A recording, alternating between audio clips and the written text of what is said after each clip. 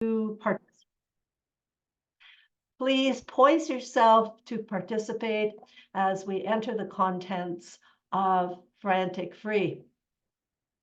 And don't worry about writing down books to which I reference or different concepts.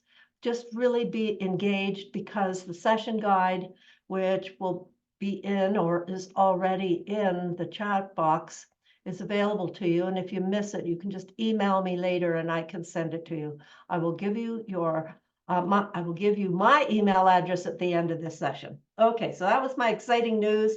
Thank you for your round of applause. So let's define stress and related conditions. And up front, I want to apologize to you if you have a trigger to cats, to pussycats. My husband and I have fallen in love with a cat, and I just got carried away when I was preparing for this session with our Manisha, our beloved Manisha. And I want you to think about cats as real teachers of stress management. So that's my little caveat up front. Why the rubber bands? Because the rubber band is a good analogy for stress. We all need some stretch and some challenge, but if we say too many yeses, we can stretch ourselves to the point where we're cracking, breaking, and doing some harm to ourselves, or maybe some harm, ouch, to ourselves or other people. So think about the rubber band as an analogy. Am I just stretching myself too far? Or do I have just enough stretch in my life that it feels like I have some challenge? So let's take a look at how a cat might represent what the rubber band also. So two metaphors we're going with: cats and rubber bands. Oh, before we get there, the father of the word stress, a Canadian, Hans Selye, the 1950s, opened the Stress Institute of Canada. This is a classic book if you want to learn about stress, and I'm going to use his definitions to start us off around this discussion of stress. So Hans Selye said, stress is the non-specific response to the body to any demand for change. Now, that might just sound like a simple statement. I want you to think about, in the last year, have you started a new job, got a promotion? Did you lose a friendship? Did you move a house? Did you move some furniture around even? Did you get a pet? Did you lose a pet? Did you lose a spouse? Did you lose a loved one? A very, very high stress for many people is losing a child. I had a cousin in Ontario who recently had a tragedy where she lost her son. Have you lost your confidence? Did something fail? Did you get a new car? What about a dishwasher? What about a computer? I find that highly stressful when I have to leave my computer at the shop for 5 days and then go on a huge learning curve. There's another one. Have you been on a learning curve recently? Have you had an adult child leave home, go to university? Have you had illness where you had to change your routine? It goes on and on and on. We have micro changes all the time. Even I accidentally bought the wrong toothpaste. I don't like the toothpaste that we bought. So that's a minor change, trying a new store. Some changes that we choose, we love, but often life brings us changes we don't like. So stress is the non-specific response of the body to any demand for change. Please, if you put in your mind that definition as we move along. So here's our Misha. Now, this is a man that I am married to for 55 years. And look at that, just that beautiful scene of relaxation, sleep. I think he's asleep. And Misha kind of looks like she's kind of keeping guard that nobody does any harm to him. So I'm going to ask you right away, right now, I want you to put a Y in the chat box if you've had moments like this. And it could be with a dog. It might even be just with a book in bed. time where you're just totally sinking in to the relaxation. The heartbeat is going nice and steady. Breathing is nice and steady. Your whole body is supported. Have you had moments like that? I want you to just put a yes in the chat box. Just to affirm that you can go there. I call it return to center. Being just so safe and secure.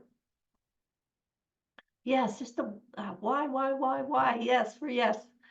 Oh, no, that's a problem from Chris. Yes, well, we can, hopefully we'll provide some tools that you can get to where you're saying yes. Thank you for sharing. Now, eustress is a term that Hans Selye termed for just the right amount of challenge, just the right amount of stress. This is my friend Alvin Law. He's pretty well known across Canada, actually internationally, as a speaker, motivational speaker. And here he is playing with Manisha. Both of them are in, they're trying to figure out how to connect. Manisha's trying to figure out, ooh, this is a bit challenging to figure out how I can get him to pat me. And they figure it out quite well, because obviously Alvin is armless. He makes jokes about being a cowboy and being armless. And Misha is eating this up. So eustress is that good stress, just enough challenge. I just love it when somebody asks me to come and speak on a topic. I get really excited. It's a little stressful, but just enough to get my creative juices going. And there's regular stress, oh, well, it's what it is. This is a bit challenging. I got up here. How do I get down? We have everyday stresses about what are we going to do with this food that needs to be used up. There's all kinds of minor little stresses during the day that aren't necessarily your stresses, which are very rewarding. And then we've got distress.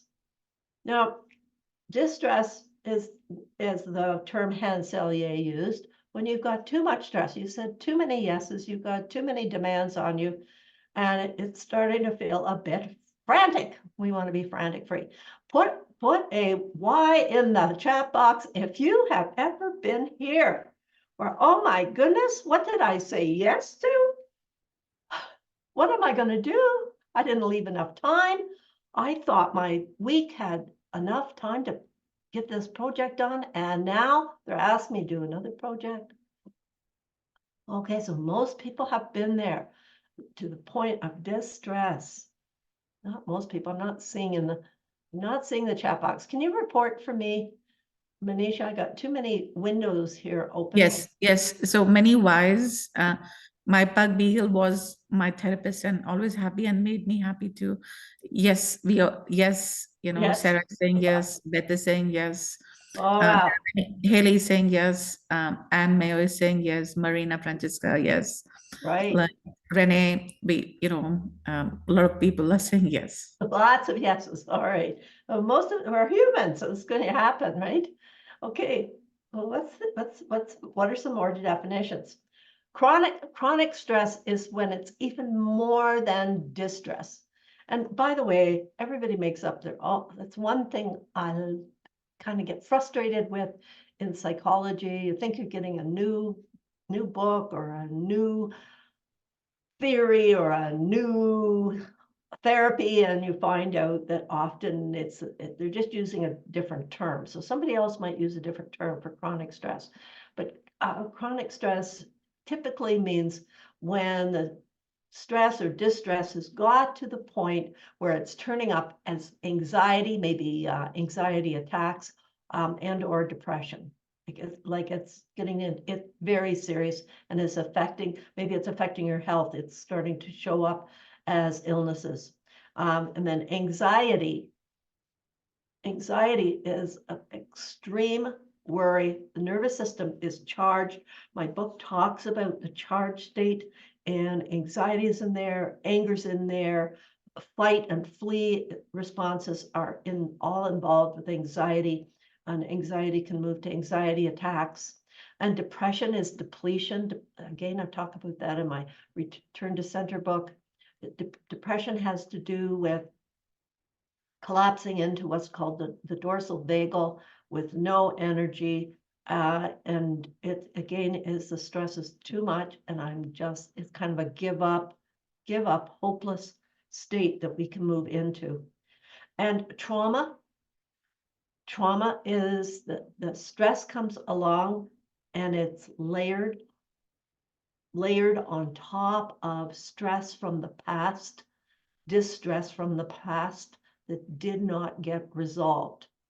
Examples are child abuse, child neglect, being in a car accident. A lot of phobias turn up in trauma. If you're avoiding getting inoculation because you have a phobia to needles. If a dog bit you, you might have, you see a dog and you get pulled to the past. In trauma, you get pulled to past stress that was not resolved, okay? And the stress might have been created by people that did harm or neglect to you, or just might have been an accident that you felt out of control. Often trauma has to do with moments of not having any power, any control, or any choice. The good thing about stress and distress in our everydayness is that we can make some healthy changes. And we're going to talk about those healthy changes. So I have done sessions before, and you can certainly ask Manisha to have me come back on and do a session I did before called Understanding Trauma, what you can do for yourself and others. Right here, we're focusing on what I would call generic or everyday stress or distress. Okay. Oh, little extra definition. What we want to explore is often people say, I'm burning out, I'm burnt out. And it's really important to know what that means. It's very different than stress. Put a Y in the box if you're interested in what burnout actually is. Put a yes, a Y, if you have that wondering whether is it just stress that I can get manage, or am I experiencing burnout? Because it is a little different. It is very much connected to to stress. We got some wise, Manisha, so should I go along and Yes, there are ready? All right, drum many roll. whys for burnout session 2, so that can be a next session. Okay, so here we go. Burnout has to do with the demands of the workplace, or as a caregiver, we need to remember that our home and our family have demands. And you often see this in the workplace, that often with middle-aged women who have children, and then they have the older adults that they're expected to care for, plus be at the workplace, and it is overextending them. Okay, the burnout is that the capacity to meet the demands is not possible, and you're going to burn out if you try to. So typically you have to take something off your plate, and often in workplaces they have to get realistic about the expectations of you in the workplace. If you're putting in like huge number of hours, or if the assignments or the projects are beyond the capacity of the hours for which you are paid. So often people, if you are trying to keep up with the demands of the workplace, and it means that it's beyond your capacity, you're putting yourself at risk for snap, cracking, or breaking, okay? So it has to do with those external demands. I hope that's helpful. And in some ways, it's a rather powerless position to be in, when the workplace might be able to make decisions to ease your load. Okay, we're going to do a little quiz here. You're doing really, really well participating. So in this quiz, the question is, what percentage of Canadians are experiencing more stress in this? Oh, I gave it away already. See, oh, no, I didn't. No, I didn't. Okay. So this was a study, Canadian study from the Narrative Research in December. And they asked what, is your stress? December is fairly close to now. Question was, are you experiencing more stress this year than in 2022? This is the newest sort of research I could find on Canadians and experiencing stress. And most Patricia, people. the response is 333. 333. 333. Okay, all right. I'm not going to call you pessimist, but let's see, drum roll here. Was 40% of Canadians responded that they were experiencing more stress. What was I was saying something and I forgot, but we can just move on. Thank you, Manisha. I like the report. Thank you so much. And thank you for participating, everybody. Okay, so what can we do? And we can take a look at our lifestyle. We can take a look at what's going on with our simply our lifestyle. So Edward Albert, who wrote a book on stress, says, in times of life crisis, whether wildfires or smoldering stress, the first thing I do is go back to basics. Am I eating right? Am I getting enough sleep? Am I getting some physical and mental exercise every day? Every single day. Am I getting those? Those are the basics of billion-dollar business to tell us to sleep better, to move more, and to eat more nutritiously and less. Like, I find it fascinating. Billion-dollar business. I do better if I eat nutritious food, eat less of it, move my body more, and make sure I get a good night's sleep, right? All the books, all the classes. Yeah. So here's a little score to think about. And what I'd like you to do, I'm just going to be quiet here for 20 to 30 seconds. So I want you to take a look at, safety. Do I put the seatbelt on in my car? Do I get medical care? How's my diet? Am I getting enough exercise? Am I getting enough rest? How's my emotional health? Am I accepting the emotions I have, or am I fighting them? That actually exaggerates them.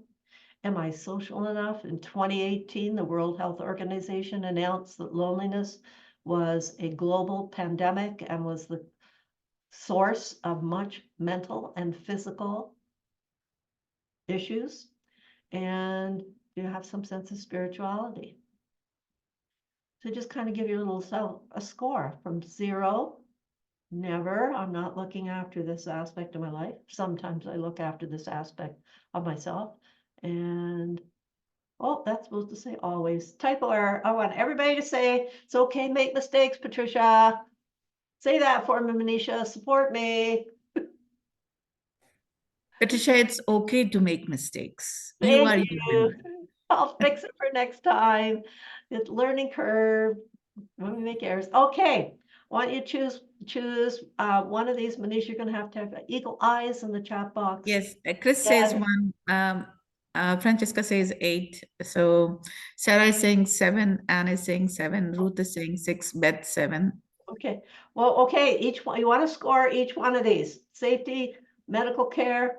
Like, do you go to the doctor regularly? Are you getting, my husband's at the dentist right now. Are you taking care of your dental needs? Are you taking care of your body by getting a physical each year? Or yeah, each year you go. Are you looking after your diet? I want you to, you do the score in your head or write it down on a piece of paper.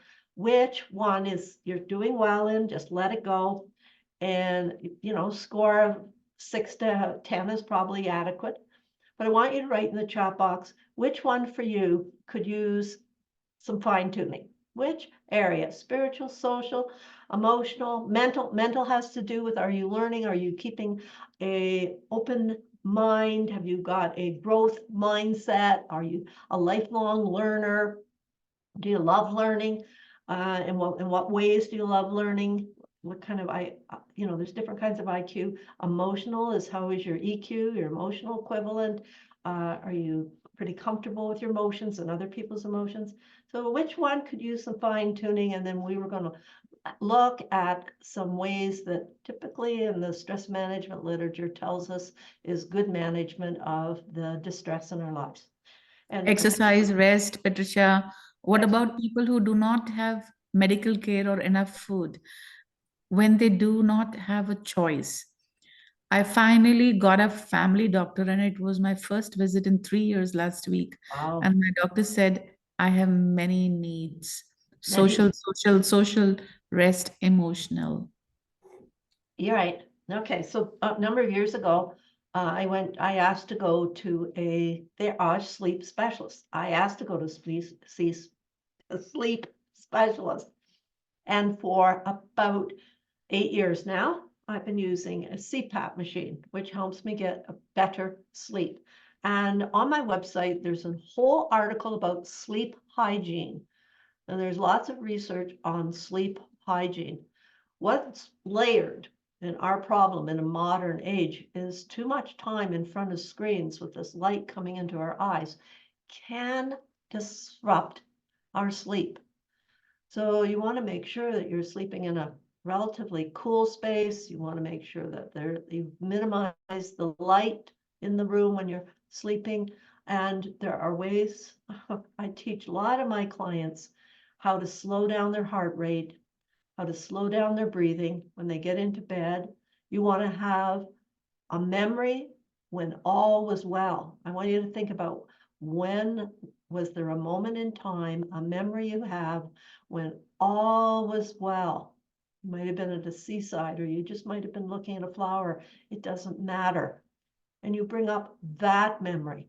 There's all kinds of tips to get a better night's sleep. If your mind is just spinning with thoughts, then speak into your device, probably your iPhone or your cell phone, and leave your thoughts, speak into it, and leave your thoughts in the phone, or get a journal. It doesn't have to be a fancy journal. It could even just be one of those little notepads, and write your thoughts down. And then you say, okay, there it is. There's, depending on who you are, I do offer a complimentary session, and we can come up with some ideas for you to get a better night's sleep. There's all kinds of strategies, and we know what to do about our diet. Most adults know what to minimize and what to add to their diet, and it does take some discipline. I find that I have to be careful what I purchase in the first place. If I don't purchase it, I don't ingest it. I hope that makes sense. Okay, let's move on to some other ideas that may help you. So the brain, all of those options around taking better care of ourselves in our life, our dailiness, are affected by our thoughts. I don't go and help myself to a piece of chocolate until I think, oh, a piece of chocolate might be yummy in my mouth. I'm bored. I'm bored often isn't as conscious as, ooh, I got a piece of chocolate in the house. Okay, so retraining your brain and your thought patterns. And many of our thought patterns also kind of trigger other behaviors that we don't really want to invite. Okay, so John Milton said the mind is its own place and can make a haven of hell or a hell, make a haven of hell and a hell of heaven. I wonder if that's supposed to say, I wonder if I made another mistake, make a heaven of hell and a hell of heaven. I think that's how it's supposed to read. Anyway, let's move on. All right, so how do we do this? We develop an internal locus of control. This is basic brain changing from introduced term internal locus of control by Viktor Frankl, the survivor of the Holocaust, the psychiatrist survivor of the Holocaust, Viktor Frankl, who wrote in about, oh gosh, it was about 1940 something, after the war, of course, Man's Search for Meaning. It's a very classic book about the meaning of life. And then he developed a therapy called locus therapy. And he used the term internal locus of control. Those people who were in those concentration camps that had an internal locus of control were better able to survive the horror of that condition than others. He observed them and noted it. And what is an internal locus of control? It's this. The last of human freedoms is one's ability to choose one's attitude in a given set of circumstances.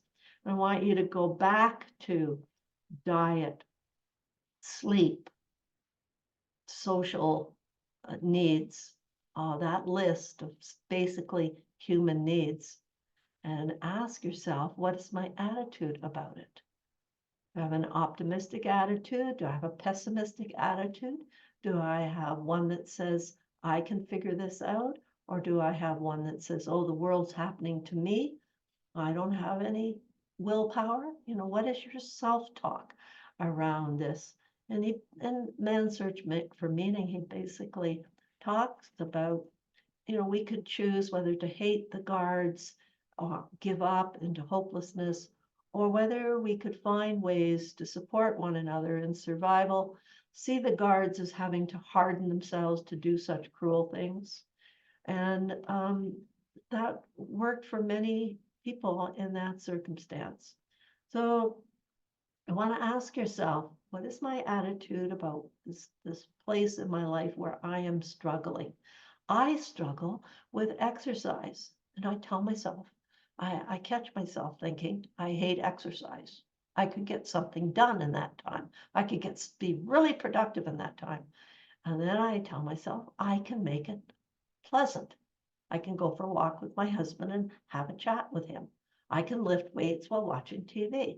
I have to tell my brain a different story. And I find this classic serenity prayer amazingly helpful in managing stress, managing change.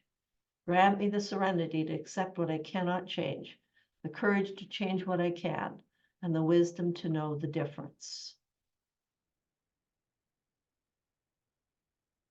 We also can avoid stepping into the drama triangle, which causes a lot of relationship issues.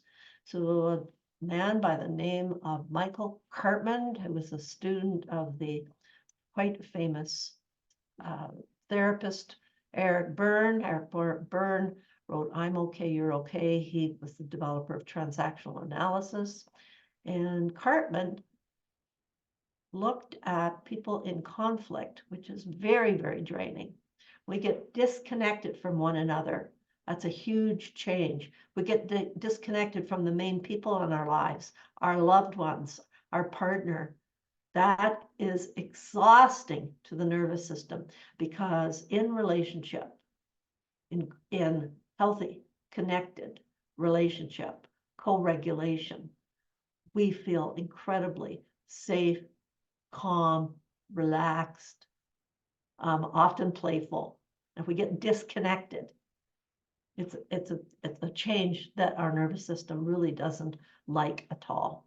And these patterns of trying to rescue somebody, or attacking, blaming somebody, or playing victim, oh, it's all my fault, or pointing and saying it's all your fault, which is the blamer, or I'll fix you, ends up round and round and round in arguments.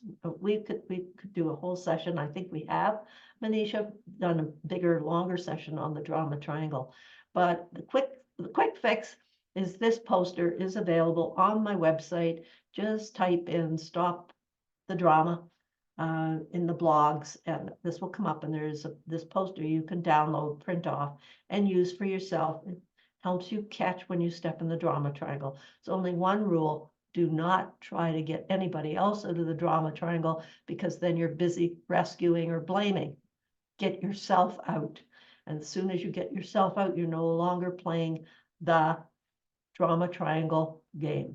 Put a Y in the chat box if you recognize how you get drawn into disconnect with other people through stepping into the drama triangle. most of us, well, I think all of us, do it at some time. Maybe not the Dalai Lama. Maybe he doesn't. But I remember my mentor saying, oh, give the Dalai Lama a mother and 3 kids, and we'll see if he stays so calm and centered. If you recognize this pattern, put a Y in the chat box. Are we all Dalai Lamas here?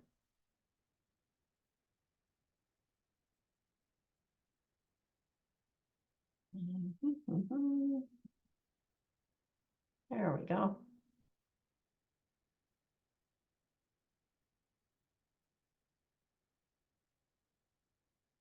Wow. Okay. Lot of whys, 9 whys. Lots of whys. Okay. Yes. Yes. Entire workplace, somebody mentioned. So it's like 12 whys, and one comment is entire workplace. Okay. Well, it's a wonderful. My mother used to put this before she died. She had this little poster up in front of her old-fashioned phone, right? So that she'd catch herself and say, "Oh, oh, I hear you." And she would just move into listening mode rather than either trying to fix somebody or playing victim. Oh, poor me. How could you do that to me? Et cetera, et cetera. Okay. Now let's filter your thoughts and words. I'll go through this quickly. I do want to leave room for us to have a chat before our hour is up, and filter your thoughts and words. That affects all of it, how we handle that list of our needs. So Christian Neff, the author of Self-Compassion, and by the way, there's a summary of that book on my website. He's starting to get a theme here. I am a lifelong learner, and I was very proud of myself. Last month, I managed to get through a tome of a book called The Myth of Normal by the Canadian Gabor Mate. 560 pages, and I narrowed it down to a 1,300 summary of his book. So there's about 40 books summarized on my website that all have to do with resilience, all have to do with managing stress, all to do with healing trauma. And I'm very, very proud of some of those articles. And then, of course, some of those articles turned into books, like my recent book, Return to Center. So what did Christian Neff say about compassion? You don't want to beat yourself up for beating yourself up in the vain hope that it will somehow make you stop beating yourself up. So true. The best humor has got truth in it. Oh my goodness. Yes. I beat myself up sometimes for judging because I'm judging, and then I'm judging myself for judging. So we want to have some compassion around our thoughts. Okay, so here's some thoughts. I want you to consider some alternatives. I don't belong. These often, you're not aware of them till you start noticing. How did I start cringing up when I walked into a room? Oh, I told myself I don't belong. And what's the truth? When you notice these thoughts coming up in your head, again, be careful about trying to correct other people about their thoughts and their talk. Notice your own. Let there be peace on earth and let it begin with me. Let there be positive change in the world and let it begin with me. Begin with always with yourself. I couldn't be a therapist if I didn't have hours and hours of my own therapy, so that I can kind of guide and lead. So you ask yourself some basic questions. Is it true? Is this true? I don't belong. What's going to happen if I keep thinking this thought? And what's a better thought? Well, just basically those 3 questions is very helpful. Oh, I'm a disappointment. And by the way, many of these come from EMDR, a trauma treatment technique, as well as my clients. I'm a disappointment to my partner. I'm a disappointment to my parents. I'm a disappointment to my children, whatever. Is that true? What's going to happen to me and my loved ones if I keep having this thought? And what's a better thought I could have? I am weak. I am weak. Oh, sounds like a victim, right? I'm stupid. This was mine. My father called me stupid. He used to say, you stupid females, to my mother and me, and you're stupid, stupid. So what did I do? I started to believe it. And I failed grade 7, repeated it, and I dropped out of high school. And here I am with a lovely book award. And it's not my first book. I've written several books. I love learning. It wasn't had anything to do with my IQ at all. So I changed that. I have a creative, caring intelligence. I hope it shows up here on this session. And notice which ones of these sayings may be in your head, which are causing problems with the decisions you're making around your own self-care and managing stress. So I should know better. I should. Oh, should. Should is a very shaming word. Should is shaming. So is must and masturbating and shooting on yourself and shooting on others and masturbating on others. Yeah, what's it? It's I want to know better. Notice the sound of that. So I asked myself, is that true? I should. It's guilty. What's a better thought? Oh, what's the next step? I said, yeah. What's going to happen if I keep thinking that? Well, I'm just gonna feel icky all over because I shame myself. And what's the better word? The better thought is, I want to know better. Okay, I'm a failure. Oh, notice the I ams are very strong. I am is a spiritual statement. Almost every religion on the planet refers to God as the original I am. So be careful about your I ams. They go deep. I am a failure. And what do you want to say differently? Okay, I can't stand it.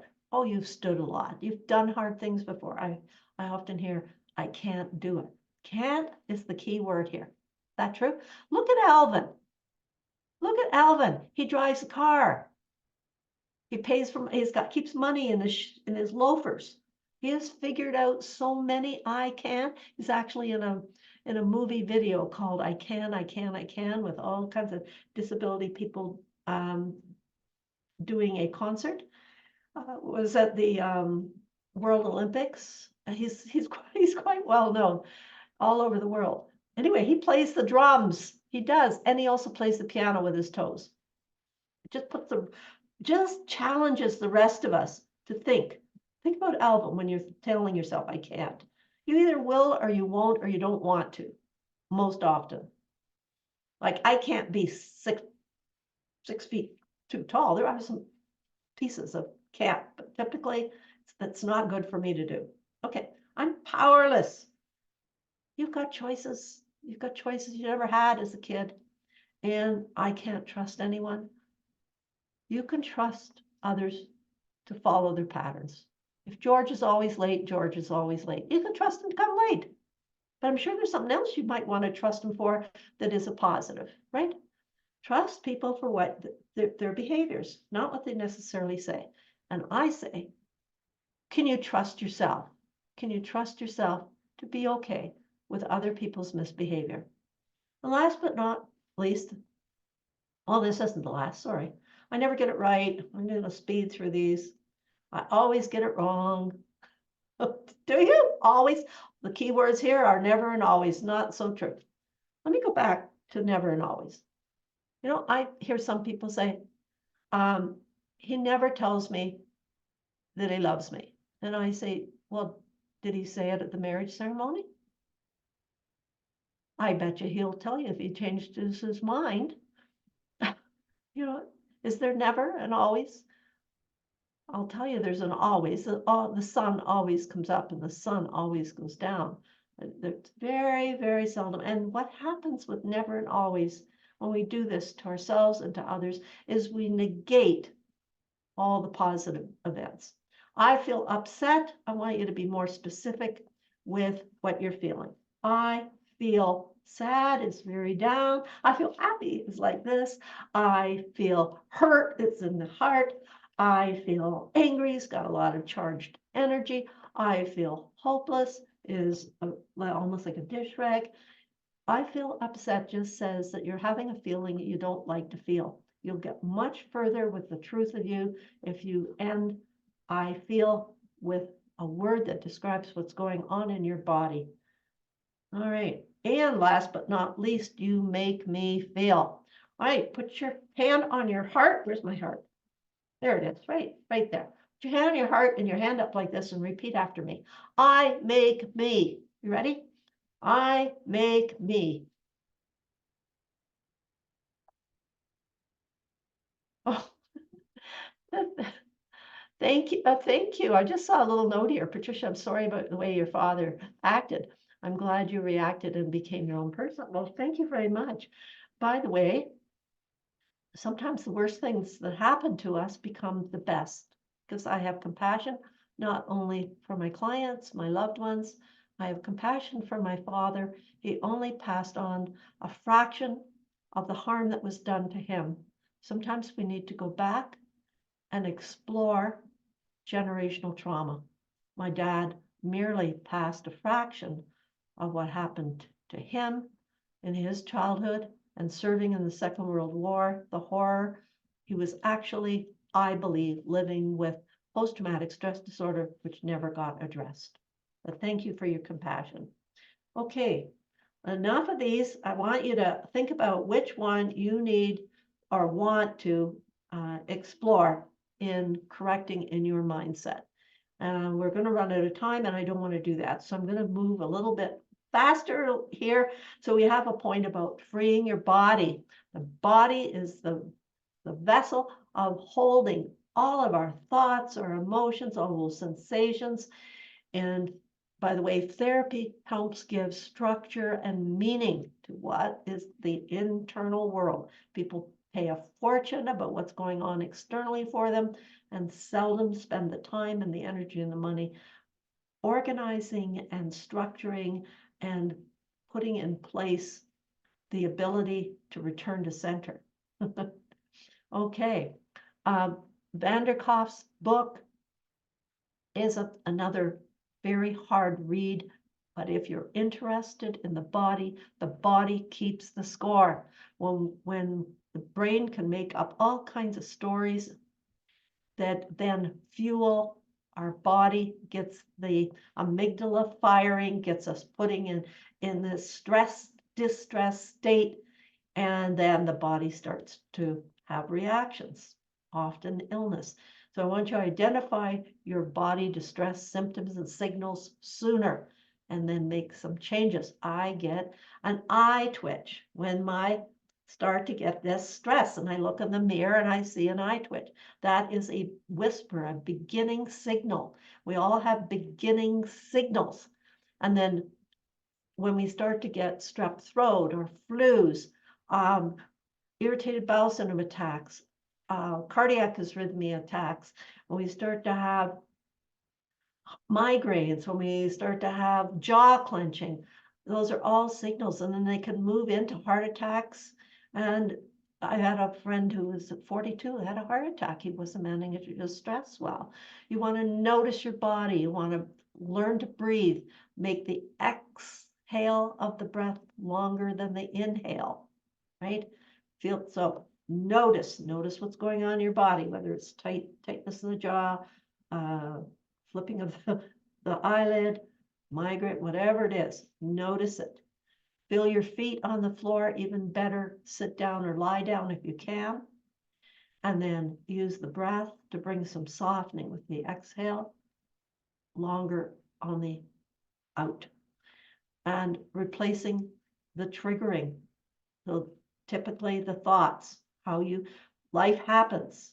And then what is the thought that you get your whole system activated into the stress response? So replacing that triggering thought. It's all connected. Mind, you know the term, mind-body connection. And my last little point is about lightening up. And to lighten up also helps us return to center. It strengthens the vagus nerve, which is central. Vagus nerve is central to bringing us to calm. And just a few little ideas. Lily Tomlin said the trouble with being in the rat race is even when you win, you're still going to be a rat. Uh-oh. Develop an attitude of gratitude. Gratitude has proven to increase our health. I'll just show you. Oh, there they are. Grateful little pusses to have connection and love between one another. And here's some research that says 10 weeks of recording gratitude. And Oprah Winfrey for a long time was encouraging us to have gratitude journals. She's giving them away. I was given an Oprah gratitude journal from Oprah. Yes, I went to hear her speak years ago. And she was promoting this because the research was coming out years ago about the benefits. Sean Aker has also done research on the improvement of the mind to have gratitude. So this research study said that after 10 weeks of writing down one's gratitudes, you can do 1 to 2 to 5 each day of what you feel grateful for, where people were more optimistic, they felt better, and they had fewer visits to the doctor, which meant they were physically and mentally more fit. View your hangups as personal jokes. Humor has been proven also again and again to be a good stress management tool. My friend Michael Kerr has written books, You Can't Be Serious, about increasing humor in the workplace so that make it a better culture for everybody. It's a good conflict management tool. And making jokes about yourself, and spend time with children. Spend time with children. I sometimes turn up at birthday parties as the birthday fairy. So spend time with children. They laugh much more than us and are much freer. Typically, it's regrettable that many children since COVID have been experiencing significant anxiety, depression. It's just very sad that that's happening. But on the whole, children are certainly much more resilient. Okay, my bonus for you is I can send you the e-format of Frantic Free with lots of lists of what to do for what. We've covered a good number of those points in this session, but I can certainly willing to email you it's on my website for I forget how much, the ebook format, or you can buy it and I ship it to you. I really don't like spending my time shipping, so the ebook is easier. But because you turned up today, this is your little reward. I will gladly send you the ebook of Frantic Free. And if you'd like 45 minutes for us to put together a specific formula or a specific menu for you to take care of yourself, we can do that as well. Okay, so that's a slice. We can stop the recording